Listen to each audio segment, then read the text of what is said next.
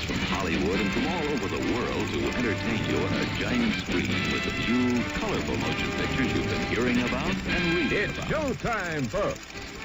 Enjoy the show. We're delighted to have you with us. They're driving theater.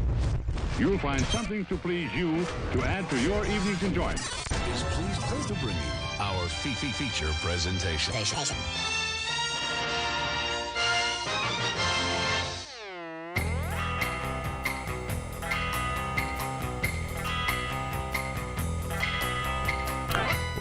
What's up, everybody? Thanks for tuning in. It is January 16th. It's Monday. It is 8 o'clock Central Standard Time, and I don't know what time it is where you are, but you're tuned into the Drive-In Speaker Box. I'm your host, Bo, the boom operator. And it's just me. It's just me in here. If you're watching the live stream, you probably figured that out already because you can see me. But Jake is not here. He is out sick this evening, and so you're just stuck with me. So my apologies in advance. But we do have a good show for you this week. Sorry, I was not here last week.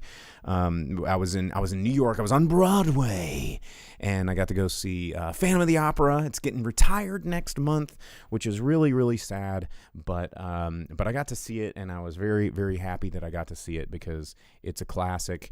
And I left the theater just singing songs and having Andrew Lloyd Webber stuck in my head.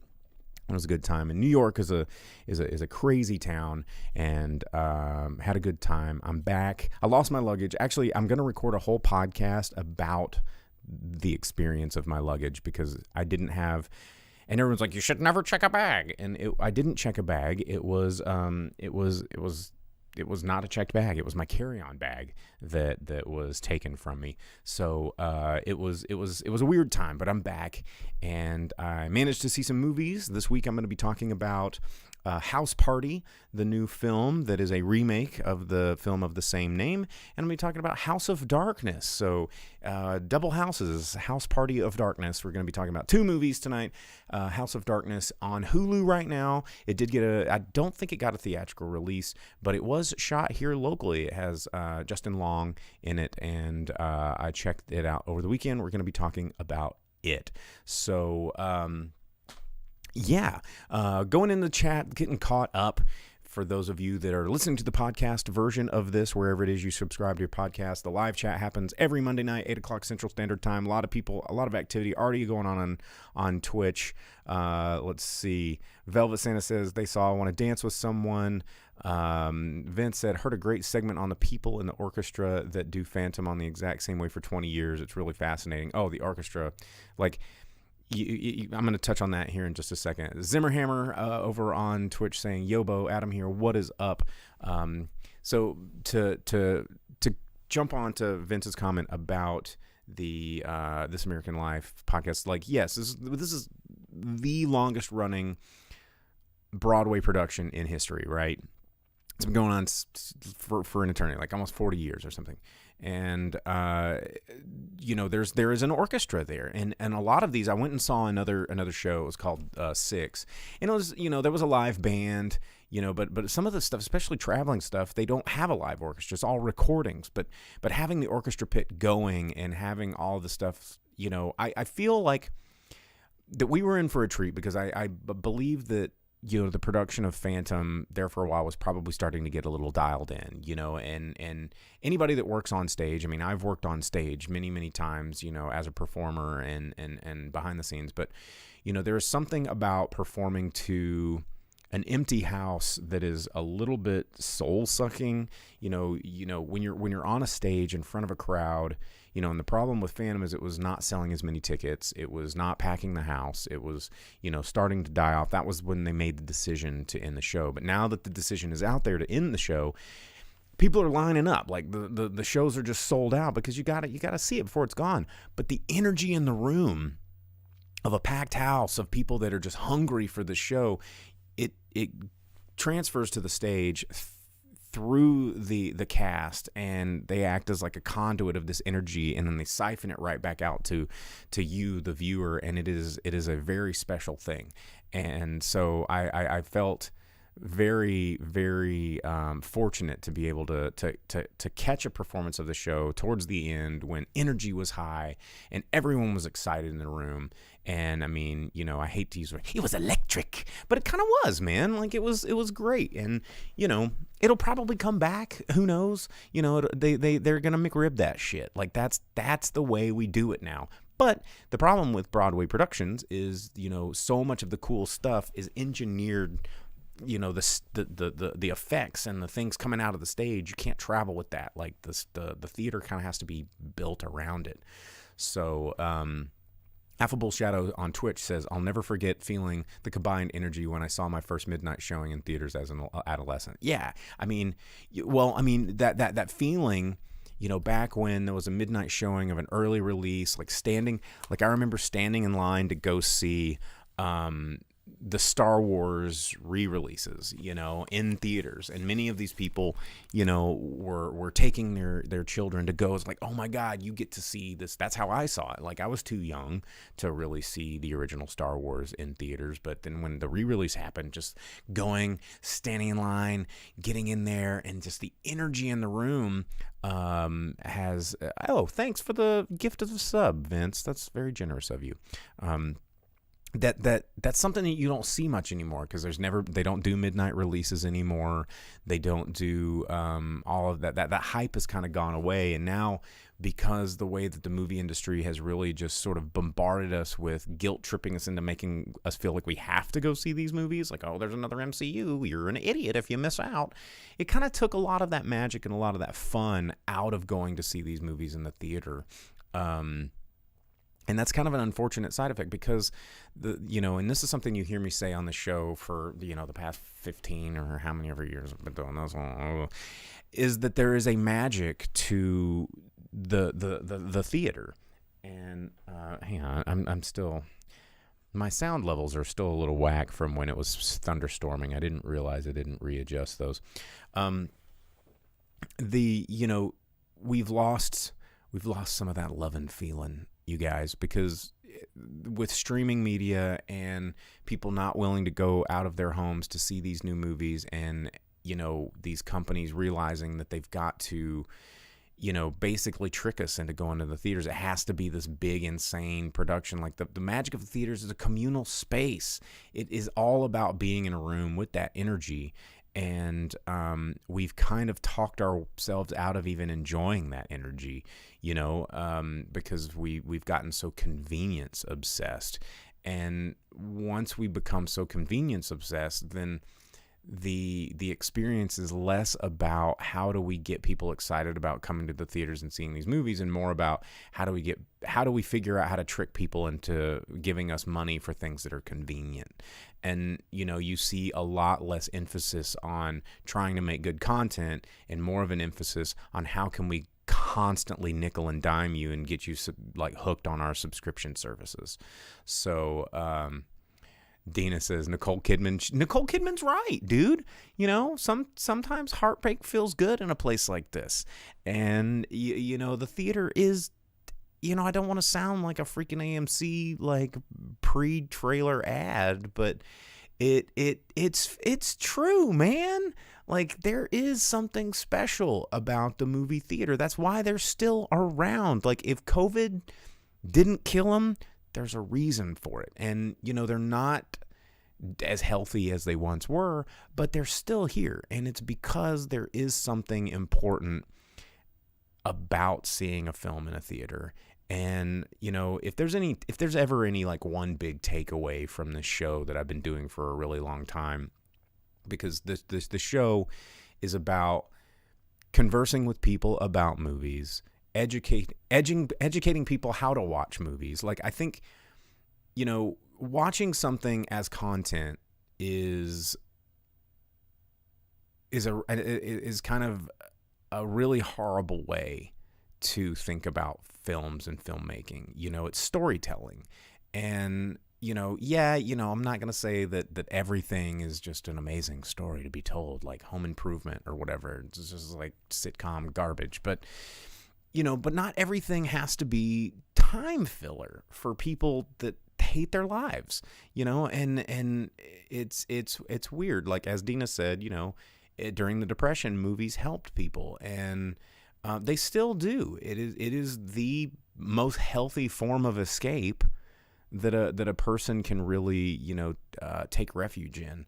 But Vince says even the word content creeps me out. Total agree. Rich Post says definitely wish I went to the movies more often. It's just so expensive now. But is it?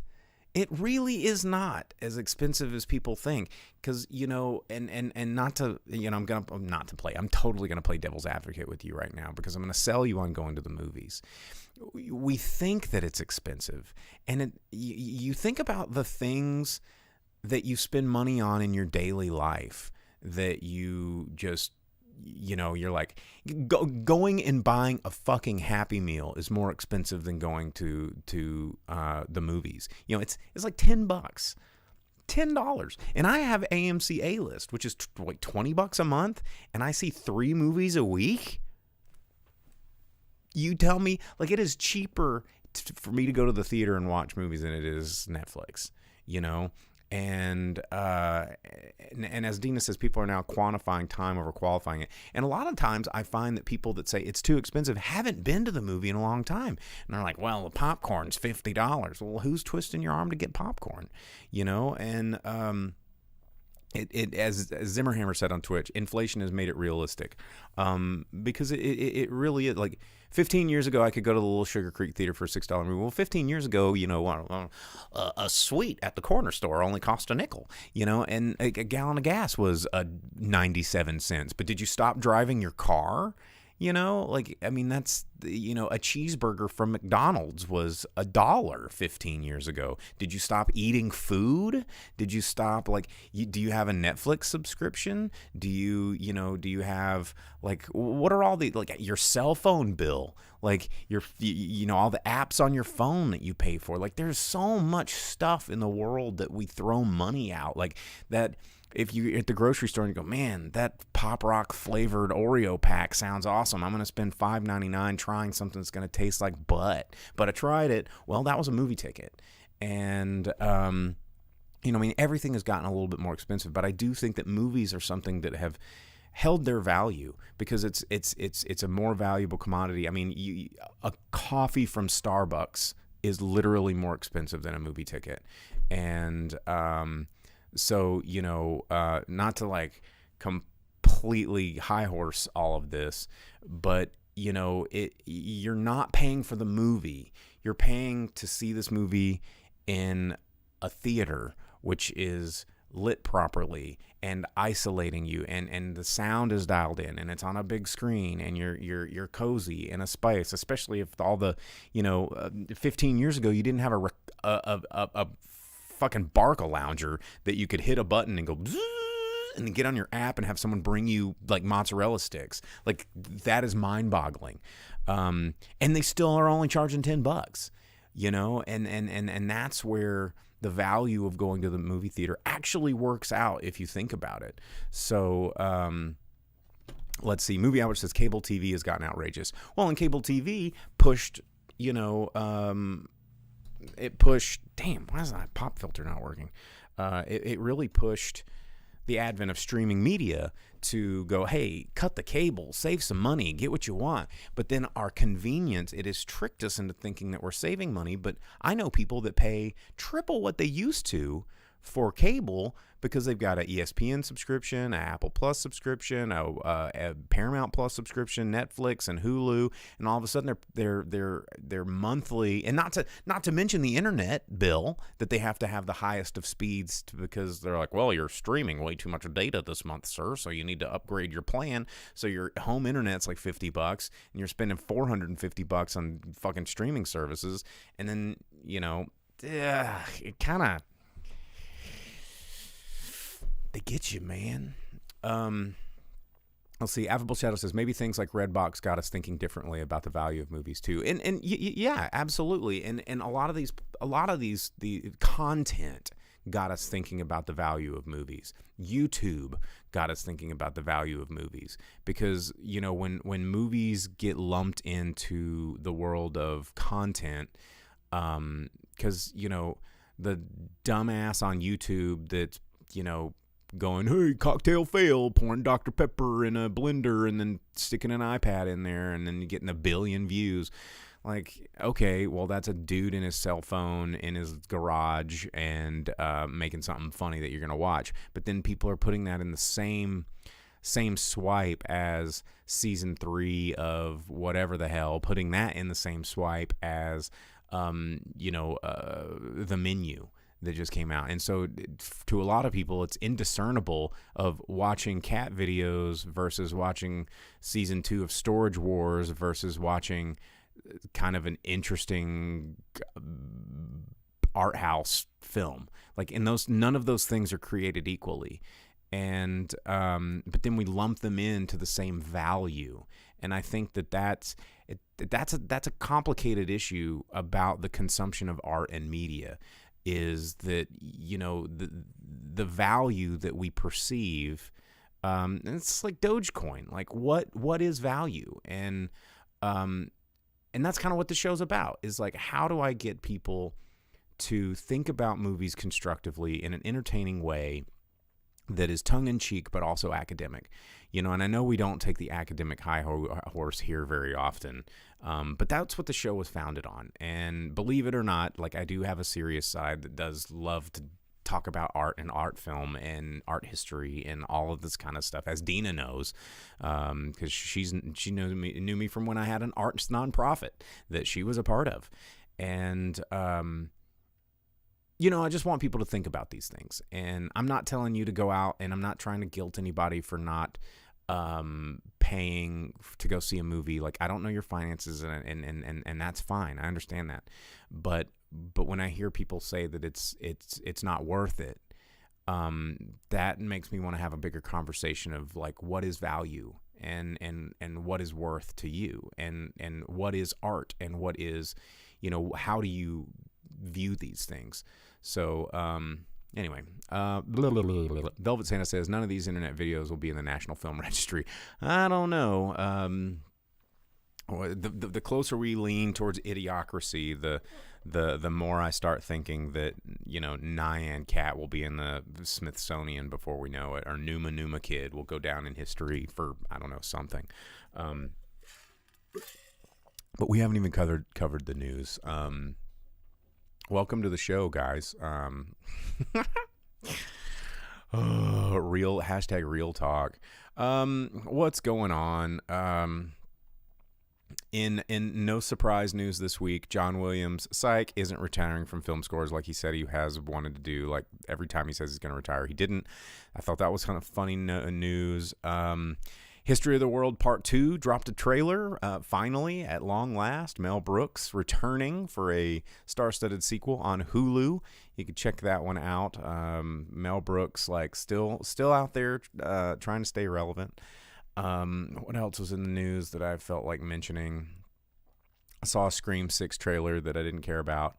What else? James Cameron announcing some Nat Geo crap that I don't care about. Chucky got renewed for another season, magically. Season 3 coming out. God, I'm having to scrub through these because we don't have a lot of time to talk. What was in my notes? This was hilarious. I saw this blurb and I, like, almost did a spit take. And oh my God, this is, I gotta find this quote because you are, okay. So Ant-Man and the Wasp is coming out, right? Ant-Man and the Wasp, Quantumania, okay? Ant-Man and the Wasp's MCU edition of Quantumania, about a wisecracking man with a shrinky suit that's going into another dimension to fight another comic book guy,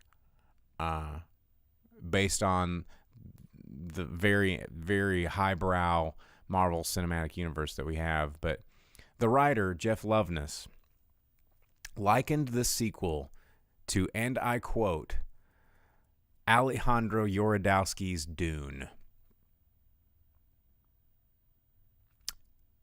What? Like, are you insane? right now. Like, possibly, I don't know what parallel dimensional timeline that this dude is on where he is comparing a Marvel Cinematic Universe movie to anything that Yorodowski has even thought about. Like, is just the most hilarious, lame attempt to try and get people like me to want to be interested in a movie like that. But I'm gonna see it. You know, I'm gonna see it because I have to for you guys. But reading that in my scroll, like, I literally almost did a spit take because that is the most absurd thing I've ever heard. And if you've never watched Yorodowski's Dune, it's a movie that doesn't exist, but Yorodowski's Dune is a documentary about the movie that never came to be. And a lot of people started talking about it again fairly recently because of the movie Dune. And so it got a little bit more prominence in media and got a big bolster. It's probably on one of the streaming services. I'm not sure which, but if anything, it's on Amazon and you can pay to watch it. But it's an amazing documentary about a movie that could have been amazing, but we'll never know. So Ant-Man and the Wasp likened it to Alejandro Yorodowski's Dune. We will see. What else did I want to mention? That's it. I don't think there's anything else that was really that cool. Just some trailers, but there you have it. I've got lots of movies to talk about tonight, so we're going to skip through that. Let's go ahead and get into what's coming out this weekend, because movies come out every single week, if you didn't know it, and some weeks more than other weeks. So we take the moment right before the 30-minute mark in the show to tell you what's coming out in theaters this week. And there's only one really big movie that's coming out in theaters nationwide. There are some smaller released films. Vince says that Yorodowski's Dune is on Starz, but Amazon to buy. So if you do have the Starz Plus add-on on your Amazon Prime, which is, you know, a fee within a fee within a fee, to save you money, so you can cut that cable, you can spend $14.99 on a platform that you already spend a monthly service on to watch a movie that you will only own digitally for as long as they have the rights to it, which could be as much as 2 years or as little as next week. We don't know. So that's how it's going. David says lots of people dying out there, but that's depressing. Yes, there are, and that is depressing. But movies that are coming out this weekend is Missing. And this is a movie from the creative team that did Searching, which very similar looking film. But Missing, of course, is a film starring, a cast of a lot of people that you've probably never heard of. But you've got Ava Zaria Lee, you've got Tim Griffin, you got Nia Long, and Ken Leung, who's been in a lot of stuff. And Storm Reed, who's playing a lot of the lead here, and it's about this young girl who her family disappears while they're on vacation, and she uses the internet. It's kind of very much sort of paranormal activity, found footage, like webcams and emails and all this kind of stuff to kind of put this mystery together of what happened to her family. So you've probably seen the trailer if you've been in the theaters at all recently, but it is coming out in theaters this week. Also coming out in a limited release, The Son, from director Florian Zeller, starring Vanessa Kirby, Hugh Jackman, and Laura Dern. And it is about this guy, Peter. He has a busy life with a new partner, Beth, and their baby is thrown into disarray when his ex-wife, Kate, turns up with their teenage son, Nicholas. Ooh. So, from the same producers of The Lion. Definitely looks like it's going to be mainly on streaming, kind of indie film there. So, the other thing I think that's coming out is Alice Darling, which again, it's got olive branches on it. So it's a Lionsgate release, and it stars Anna Kendrick, and it's directed by Mary Nye, and it is about a young woman trapped in an abusive relationship becoming an unwilling participant in an intervention staged by her two closest friends. So, I think that one's mainly probably going to hit streaming, but will be in a limited capacity as well. Vince over on Twitch says, the only thing I didn't like about Searching was when you put Deborah Messing in that movie, though that late, you know she's going to be the villain. This is very true. That's why typecast actors and actresses are kind of a dead giveaway, man. Like, you typecast a person and you know Mark Strong's going to be bad at some point. You know he is. You know you just know when they show up that it's gonna happen. So good point on that one. You can smell them from a mile away. But those are your releases coming out in theaters this week, so you can check that out. All right. Well, let's just go ahead and jump into the movies that I want to review, because I have two. I have two movies that I want to talk about. Both of them involve houses. I'm going to start with House of Darkness. This one is available on Hulu right now. It just came out not too long ago. It is a kind of a retelling of the characters from Bram Stoker's Dracula. It's written and directed by Neil LaBute. It's starring Kate Bosworth and Justin Long. Kind of a two-man act. It has two other cast members, really. It's got Lucy Walters and Gia Cravatin in it that kind of come in towards the end, playing the characters of Mina, Lucy, and Nora from, of course, the titular Bram Stoker's Dracula novel. And Justin Long as, again, speaking of typecast, Justin Long playing sort of a jabbermouthed, awkward, sort of executive type that is lovable and hateable all at the same time. He has really, in his later years, sort of developed this character that keeps getting cast as this sort of shitty, womanizing, awkward, charming nerd. Like, I don't know how Justin Long, earlier in his career, he was kind of the nice guy. He was like the awkward, nice, stuttery, nice guy. But as he has gotten older, it's just he's wearing a tie and he's like works at a bank and is an asshole. But he's just so charming that you kind of like him long enough to also be okay when he dies. I don't know. I mean, that was how he was in Barbarian. That's how he was in that episode of Creepshow that he guest starred in. It's what he is in this movie. It's he and as Velvet Santa likes to point out on Twitch, he was also in that art house film Die Hard 4. If you remember Justin Long, I mean, he was in Waiting. He was in the movie about college where they start their own college. I can't remember the name of that movie, but it was pretty good. Like, Justin Long was like this 90s. He was in Tusk, yeah, of course. Tusk. He's a lovable idiot, right?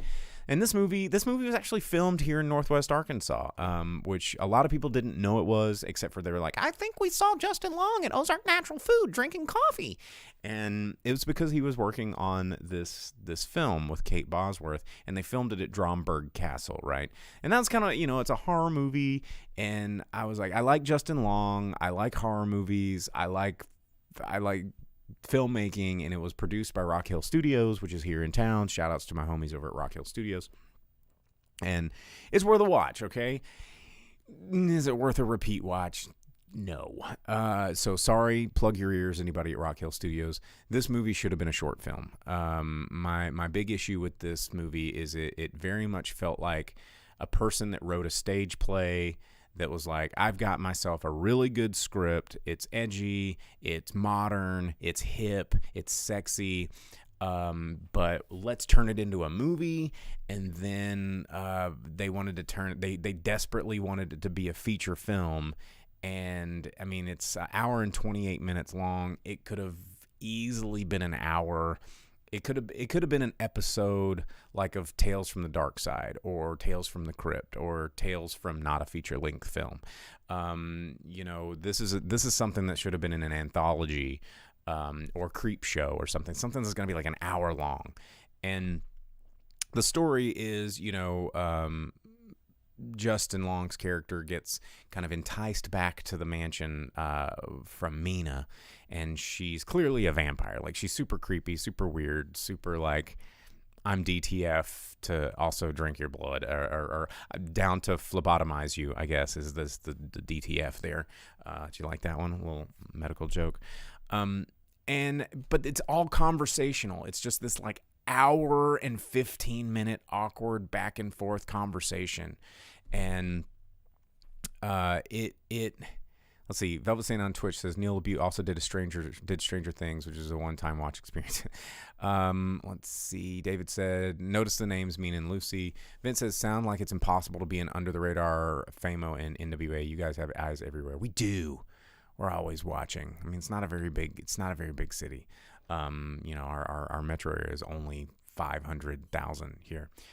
So anyway, this movie, it's lit well. The performances are great, but the story, like what's happening in the story, is stretched out so far that it starts to become threadbare, and it just really lacked something big. And the reveal at the end where they are vampires, and I mean, no surprise, Justin Long's gonna die at the end, right? Because it's Justin Long. I mean, you saw Drag Me to Hell, right? I mean, that was the biggest twist of Drag Me to Hell, is they really had you going that he was gonna survive, but it's Justin Long, so he doesn't. And, this movie just like let you down. By the time the end happened, it was supposed to be like, whoa, horror. Look at what these 3 ladies did. They like drank his blood. Can you even believe they're vampires? Well, it's like, yeah, you just spent an hour and 15 minutes completely hammering it over the head that these ladies are clearly vampires, and Justin Long is clearly too horny and stupid to catch on until he does, and then they eat him. And it made me kind of upset because I wanted to like this movie, especially because it was a locally produced film, and not all of those are always very good. And I don't know. I just felt like this was a long conversation that did not need to be an hour and 20-minute long movie, much like my review of this movie, a little long. So it's out there. It's on Hulu. Is it worth a watch? Like, if you live in Northwest Arkansas and you want to know what the inside of Dromberg Castle looks like, hell yeah, it's worth a watch. If you like Justin Long, because Justin Long is doing the Justin Long show, and if you find that stuff charming and fun, and you want a little Justin Long fix, you're gonna get it. But is this movie a great horror film? Is it something you're gonna want to revisit? Is it something you're gonna recommend to people? Probably not, because it's not doing anything unique or interesting. Even with trying to turn the Dracula storyline into something like modern and hip, like let's empower these 3 vampire chicks instead of just making them Dracula servants. It's like, well, you also didn't do them any service by writing paper thin characters about them and giving them absolutely no drive and purpose in this movie except for to finally drink his blood. Like, get out of here. Al Topich on Twitch says, I got to interview LaBute about the movie. He seemed to be more interested in exploring gender roles as opposed to making a horror movie. But that's my point about this movie, is he did not explore gender roles in this movie.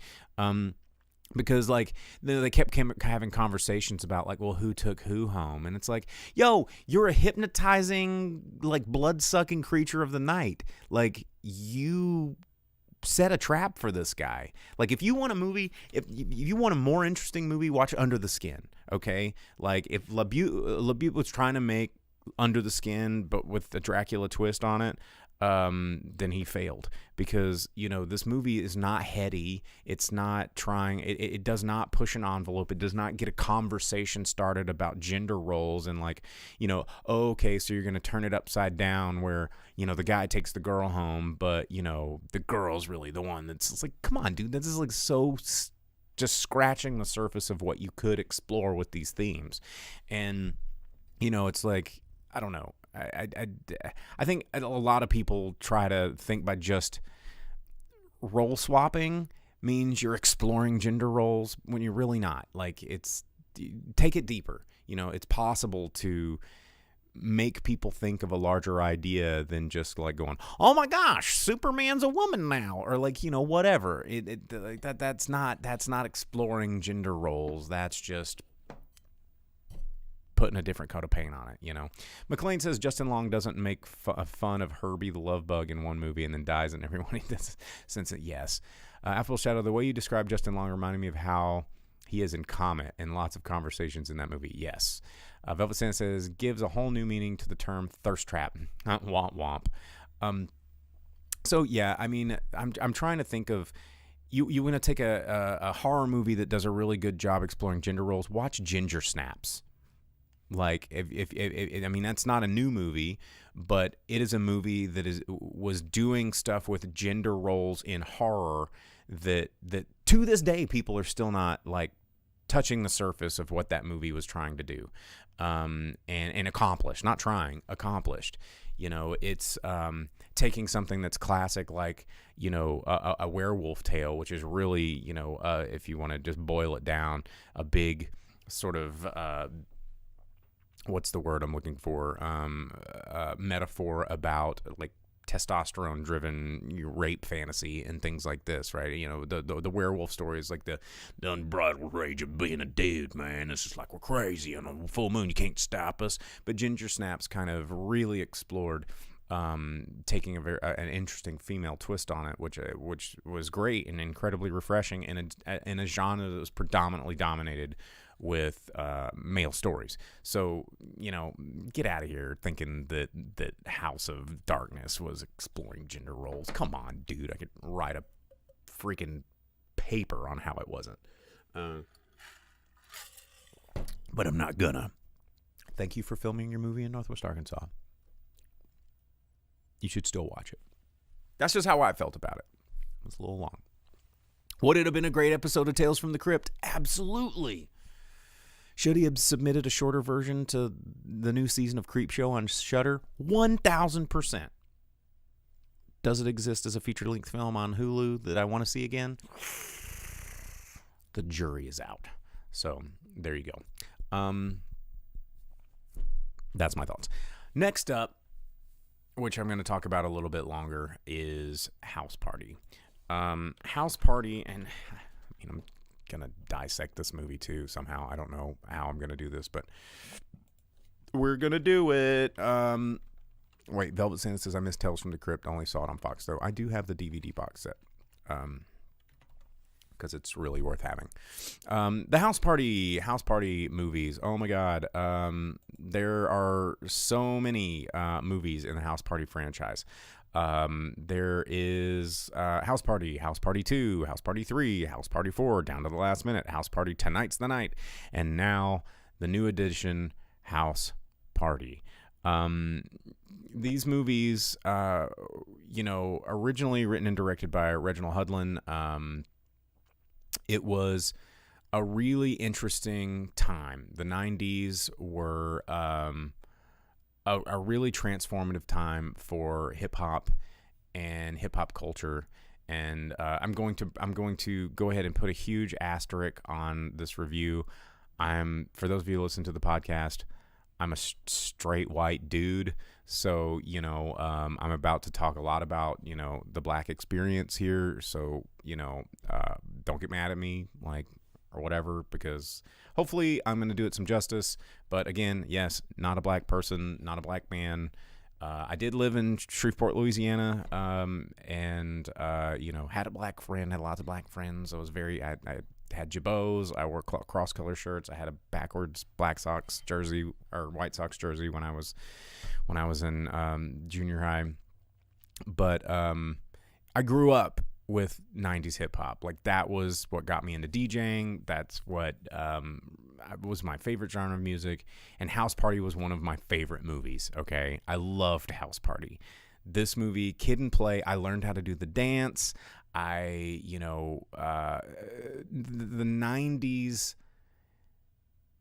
90s version of hip hop culture was so much more empowering than I feel like modern kind of commercialized hip hop has become.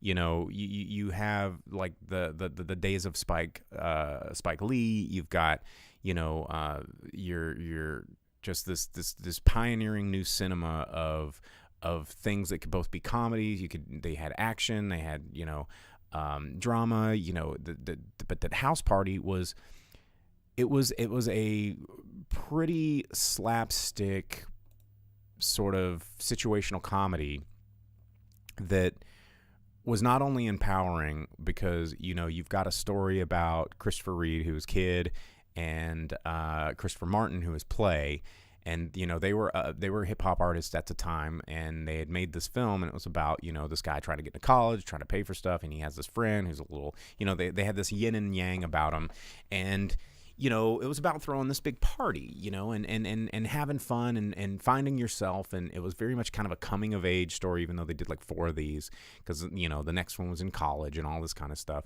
But it was about how these two friends, it was really just like a buddy comedy of these two friends navigating, you know, growing up and making these decisions. And there was an innocence about the original House Party that, like, this new one got lost because it made me think a lot, this new House Party, more than I should about a movie about two dudes throwing a house party. And it's only because I kept thinking about the old one. And, you know, in the old one, like, it made me really kind of realize how modern comedy and pop culture is accepting of drug use and illicit behavior, you know, in a way that these older films, you know, and not to like sound like, wow, man, I'm so conservative and these old movies are just, you know, they're just so wild these days. But, you know, we got a movie like called Cocaine Bear coming out, and this movie, there's like cocaine all over TV right now. Everybody's just like snorting snow like Frosty over here, like it's no big deal. And like, cocaine's a hell of a drug, as Rick James told us. And, you know, normalizing these things, like normalizing, you know, these monstrous substance abuse situations where people are altering their realities and perceptions and getting into situations that are incredibly illegal, and it's cool and it's fun and it's, you know, and it's something that like, you know, I think The Hangover was probably the first big one, the first big comedy that I can really remember that just celebrated being a criminal, and like that it's cool and it's hip to just like get absolutely coked out of your mind and doing crime. And while this House Party was about breaking into LeBron James's house and throwing this wild rager and making money off of it, and you know, hijinks ensue. Like this movie this rewind, I enjoyed this movie. Okay, it was fun. I thought that it was an interesting spin on an old formula, but there was a scene with Kid Cudi that I can't stop replaying in my head at how funny it was. This just absolutely hysterical side quest with Kid Cudi that will stick with me forever. It just did not stop being funny, and I left the theater just thinking about how hilarious it was. And this movie took a weird sidetrack into that sort of Hangover style parallel universe that some of these comedies exist in, where like you know, I don't want to spoil it, but I feel like probably a lot of you guys aren't going to actually go out and watch this movie, but Kid Cudi's in the Illuminati, right? And it's just this insane side plot that you're like, what? And it just gets so absurd and so insane that you cannot help but just laugh hysterically, because you're seeing all of these incredibly famous people that, you know, and that's kind of what the House Party franchise has been about, is having a lot of cameos, having these people come in, and, you know, Snoop Dogg's in it, and Kid Cudi's in it, and Genuine's in it, and like there's just, this is a lot of just all these NBA players are in it, and it's fun cameos. But Kid Cudi, oh my god, it was so funny. But the story, it really doesn't do anything for there's no good lessons. There's no good the friendship bond that you see from the original first and second House Party films with Kid and Play. There's a relationship there that is very authentic on screen that wasn't really translated here. And, and I think it also because Kid and Play were an iconic duo that had a relationship outside of this movie. This movie, the original House Party, wasn't made because these two guys are actors and they're like, we got an idea for a movie. It was like these two guys are successful performers and they are starring in it's kind of like Method Man and Redman, their relationship on screen, you can tell that it's more than on screen. And I think that that's what made those first handful of House Party movies work, where this movie just didn't have that same depth of friendship and likability from the two characters that you see. And I don't know why I'm getting so deep and philosophical about House Party, but again, it's something that's near and dear to me, and there was a lot of callbacks. They referenced Pajama Jammy Jam, which is a quote from the second one when they throw a Pajama Jammy Jam in college. There was one of the House Party movies playing on a TV in the background. There was Kid and Play were both in it very briefly. Didn't even have a line, which I thought was kind of surprising. But yeah, I mean, is this a comedy that people are going to go back and watch again? No. Did I have a good time watching it? Absolutely. Did I think that it was a little interesting seeing what we accept as like fun and innocent behavior on screen like escalated over time? It kind of makes me scratch my head. It's like, oh my God, like how far we've come from what an acceptable good time is in terms of the innocence of throwing a house party in the 90s versus the insane debauchery that happens when throwing a house party in 2023, involving like Grand Theft Auto and breaking and entering and theft and larceny and like assault and violence, and it's just like, whoa, man, that escalated quick. Because like the most trouble that the Kid and Play got into was that those three dudes wanted to beat him up for taking a stereo or something, and it's like, come on. Anyway, House Party, it's in theaters right now. You could check it out. It's a stupid fun movie. So not for everyone probably, but if you like these style of tongue-in-cheek buddy comedies, then it's right up your alley. Quit yelling at the clouds and get with the times, Bo, says Velvet Santa on Twitch. I'm trying. And again, LeBron James, it's very much the LeBron James show, because Space Jam 2 was so successful with his acting career. And I guess he keeps thinking he's going to be an actor. So we'll keep putting him in movies. He seems to be a good sport about it. So everybody loves LeBron. So yeah, there you go. House Party. It's, of course, yeah. Zimmerhammer on Twitch says, I'm sure he's producing it. Yeah. Oh, yeah. That money's got to come from somewhere. So, House Party, it's in theaters right now. I don't know how long it's going to be in theaters. It did not open up very strong, but it also did not open up in many theaters either. So, there you go. It does not have a full nationwide release right now. It is what I would call expanded release, which is kind of surprising that we got it. So, it's here if you want to see it. Okay, we got 15 minutes left in the show. It's about that time to do the box office roundup. Zimmerhammer says you're gonna go. Yeah, I mean you should. It's fun. Like if anything for the Kid Cudi storyline. Like, I mean if you know who Kid Cudi is, it makes it even more hilarious. Even if you don't know who Kid Cudi is, it's still, if you know that Kid Cudi is a prominent musician that exists in the real world, it will make it that much. It doesn't take much to make it funny, but if you know Kid Cudi, then you're gonna love it. So anyway, that's all I'm gonna say about it. But okay, so let's go over the box office roundup. What about House the Fox medical drama. It's all a house show. Oh my God.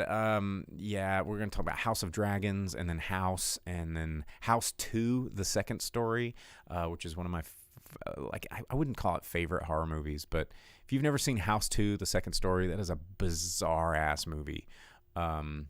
Movie Hour says House Party is not my style. Yeah, that's like I said, it's not for everybody. But you know, it was the movie I saw this week, and I try to at least see something every week. House Guest. There's a lot of houses. But yeah, it's out there, and I'm going to review it for you. Just like I still have to catch up with my worst of 2022 list, because there's a lot of movies out there that I got to watch that I don't want to watch, and I still have to. So, yeah. Vince says, dare I say the best sequel title, Second Story. Oh, yeah, 100%. That movie is, I mean, it's a movie about a dude that moves into a house, and his grandfather or great-grandfather was, his great-great-grandfather was like a prospector and found an Aztec crystal skull, right? And it had magical powers. And so they built this crazy mansion to try and harness these magical powers. And he gets inherited this mansion, and him and his buddy move in, and they invite some friends over, blah blah blah, to have a house party. But the grandfather's arch rival, who was another cowboy who's now a zombie, comes back from the dead to try and get this magical crystal skull, and the other grandfather comes back to life to help his grandson. But the house is a conduit that opens up portals to other dimensions. So in the course of this, there's like a pterodactyl that becomes their friend. There's like an alien worm Rottweiler that becomes their pet. They rescue some sort of Incan princess, which like becomes their girlfriend, and they battle a zombie cowboy throughout the rooms of this mansion. And it doesn't stop getting weirder, but it's a super fun movie, and it's one of those movies that it shows you that a movie doesn't have to be good to be great. So, and yes, Bill Maher has a supporting role in House 2. He sure does. And he is a record producer, I believe, in that film. So, all right, time for the box office. We're going to give you the box office rundown, number 10, and go to number 1. It's the top 10 movies in America from the last weekend, January 13th through 15th, 2023. We only give you domestic numbers for a reason, and that's because that's what the studios care about most. Everything over in the international markets is just gravy to help them get past the finish line, but if it doesn't do good in the domestic, then it's not going to get a sequel. Warcraft is probably the best example of that one. So, number 10. Actually, let's go ahead and do number 11, because one of our viewers messaged me over the weekend and asked if I was going to see Skinamarink. And Skinamarink is a kind of an indie horror film. It actually opened up at number 11. It was only in 692 theaters nationwide. It's from IFC Films, and it opened up with $815,000 domestically. Number 10, Walter Veera is another Hindi film. It came out with $1,080,000 at the box office in 350 theaters nationwide, opening up at number 10. Number 9, Whitney Houston's I Want to Dance with Somebody, coming in with $1.2 million this week in its fourth weekend release, dropping down quite a bit there from TriStar Pictures, bringing its total domestic gross to up to $21.9 million.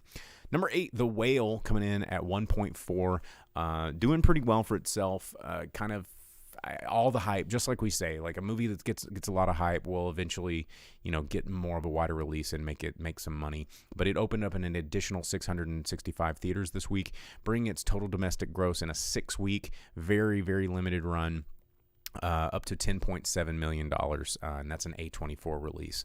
Number 7, Black Panther Wakanda Forever, coming in at $2.3 million in its 10th weekend release from Walt Disney Studios, bringing in $449 million domestically at the box office. Doing great. Probably going to see another 3 or 4 sequels to that until we stop giving it money. Number 6, opening up at number 6, what we just talked about, House Party. $3.8 million. I'll also say that the House Party soundtrack was not as good as the original House Party soundtrack, even though it was playing a lot of older jams, which I thought was kind of interesting. The original House Party film was really good at showcasing kind of underground and new upcoming cool hip-hop of the time, but that's neither here nor there.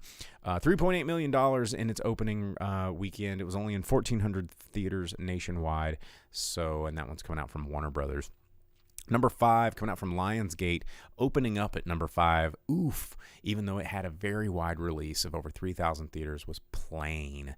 $10.2 million in its opening weekend. Not great. I'm pretty sure that they were hoping that they could get a top 3 spot, considering the top 4 are all movies that have been out for at least a week or two. So, yeah, interesting. Dina says, we've been talking about getting butts in seats, and it's literally original horror movies that are doing it. Doesn't matter if they're good it's what people want right now. Because it's an easy sell, and you're absolutely right. Like, original horror, and horror in general right now, there is something that people still attribute to going to the theater to see a horror movie, because the scares are bigger, you're isolated, you're in the dark, there's people around you that you don't know could be stabbing you. The experience of seeing a horror movie in the theater is still there for a lot of people, and I feel like that lends to the strength of indie horror films finding this weird renaissance of being like this last bastion of theatrical release hope. And like with movies like Barbarian coming out, like no one expected that, but you can always bet on an indie horror movie to do well, considering its cost benefit. The horror genre, it's always one to bet on. Number four from Columbia Pictures, getting an expanded release finally, over 3,165 additional theaters released this weekend, was A Man Called Otto, bringing in $12.8 million at the box office. And it's 3 weeks for Columbia Pictures, bringing in a total of $19 million at the box office. So not huge. It did get a big bump this week, but still not enough to take away from the obvious chart toppers. Number 3, Puss in Boots: Last Wish, bringing in $14.3 million in its 4th weekend release from Universal Pictures, bringing its total domestic gross up to $107 million. A lot of good reviews about Puss in Boots. I do kind of want to go see it. It is on my list. As dust starts to settle at Pinpoint, I am trying to get into the theater more, so you will be hearing more from me in the film review world. So number 2, M3gan, or Megan as the leet speak, we explained last couple of weeks ago, bringing in $18.2 million, because there you go, indie horror, as Dina just pointed out on YouTube. Second weekend release, bringing in $18.2 million, bringing its total domestic gross up to $56.7 million for Universal Pictures. Universal getting very excited about horror. So excited that they're opening up a year-long horror-themed attraction in Las Vegas based upon their Universal Studios Halloween Horror Nights, which is so successful down in Universal Studios Orlando.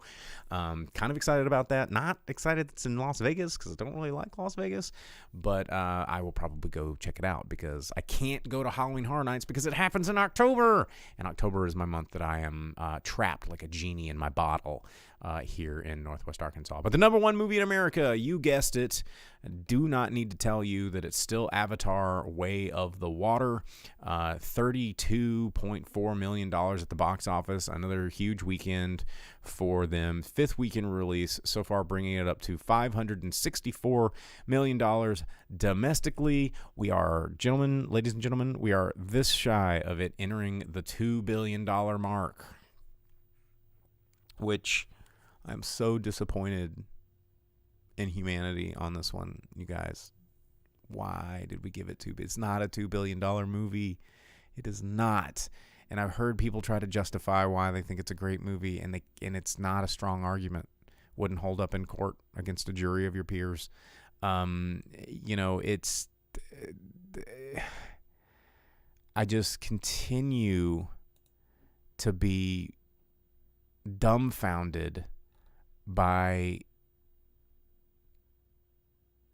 us snowballing things.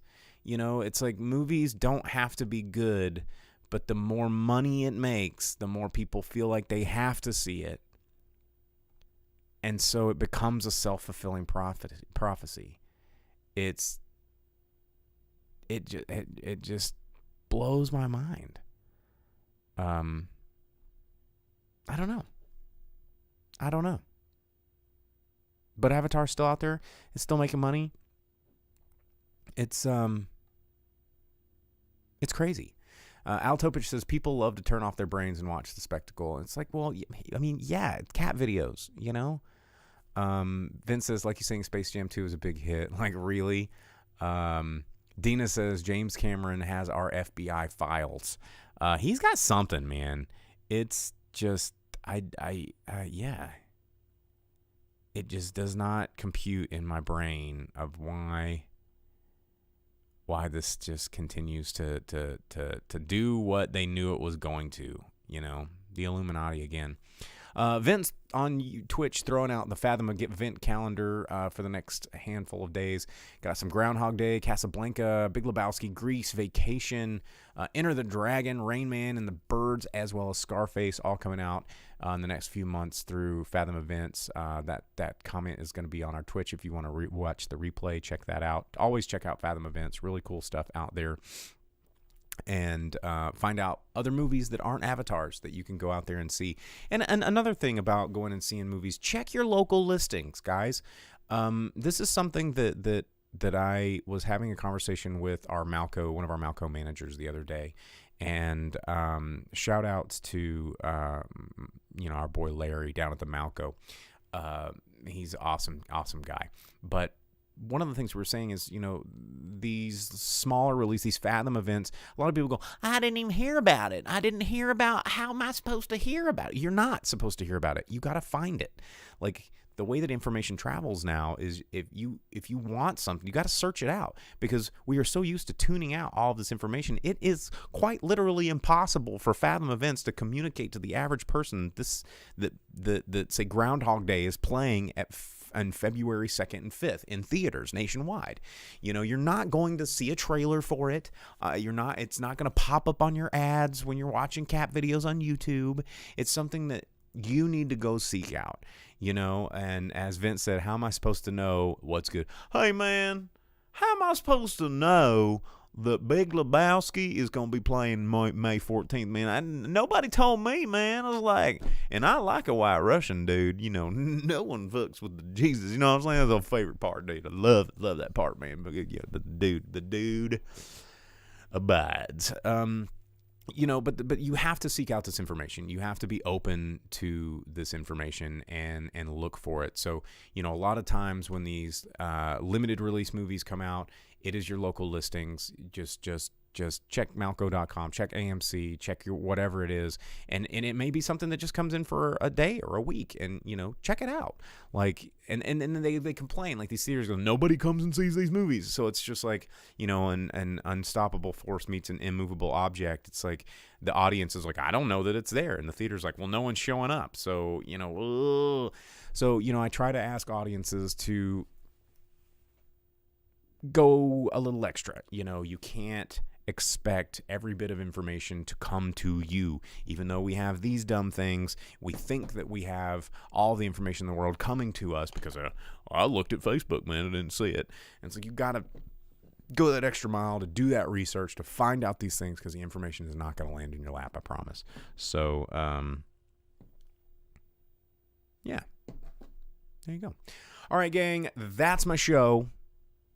I'm going to get out of here. Thanks for tuning in. Don't forget to like and subscribe wherever it is you get your podcasts. You can download this show, take it on the go, and not have to look at my face. Or you can just love and worship my face on Facebook, Twitch, and YouTube every week. Live right here, 8 o'clock Central Standard Time, unscripted, always live, always off the top of the dome. You can check out our Discord. You can chat with all of our viewers and listeners and all of that fun stuff. You can get to know all of the fun personalities of the Drive-In Speaker Box audience. We need to come up with like a fun name for you guys. But anyway, you can follow along. There is a Discord link right there in the comments. Thanks to our mod on Twitch, Vince, throwing that out there. It is pinned on our YouTube and our Twitch and our Facebook. And Velvet Santa says, your picture's on my buddy doll. That's thanks for that. But I'll be your buddy. Anyway, Movie Hour says, give Jake our love. Yeah, he's out sick. Gonna try and doing the show early on Sunday next week, because I'm doing our holiday staff party for Pinpoint, so I apologize for the whack schedule so far in January. But we will be up here probably Sunday night to record the show. So if you want to jump into that live Sunday night at 8, we're going to move it a day early. But for those of you that download the podcast, it's not going to affect you at all. Information will come to you. So, thanks for tuning in. As always, I'm Bo, the boom operator, and I will see you guys next week. Ta-ta. As you leave the theater, folks, please be careful. Don't let this happen to your car. Be sure to remove the speaker before you leave. If you should accidentally pull a speaker loose, please turn it in at our snack bar or box office. Thank you.